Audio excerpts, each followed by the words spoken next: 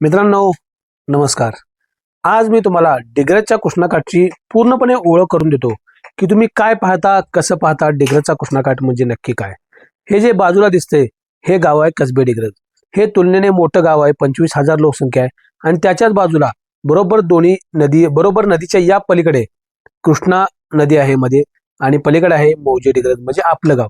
म्हणजे मौजे डिग्रज मध्ये मी राहतोय आणि मौजे डिग्रज आणि कसबे डिग्रज या दोन्ही गावात जे काही विशेष घडते, शिवाय माझ्या वैयक्तिक लाईफ मध्ये जे काही विशेष घडते हे मी पाठवत असतोय।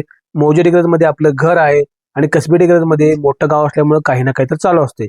आता हे सांगायचं का तुम्हाला मित्रांनो, जर उरूस दाखवलाय मी, हा उरूस गुढीपाडव्यानंतर कसबे डिग्रज गावचा येतोय, त्या उरसाचा हा भाग आहे। आणि छोटा बंधारा जो दाखवलाय, या छोट्या बंधारावर मी गेलो असता मला जे पाहायला मिळाले ते मी दाखवलं आहे। आता इथून पुढे बऱ्याच भागामध्ये मी सुरुवातीला ही इंट्रोडक्शन करत जाईन, त्यामुळे लोकांना, पाहणाऱ्या आपल्या सबस्क्रायबरना किंवा व्ह्युअर्सना कन्फ्युजन राहणार नाही डिग्रजचा कृष्णाकाठ याच्याबद्दल। चला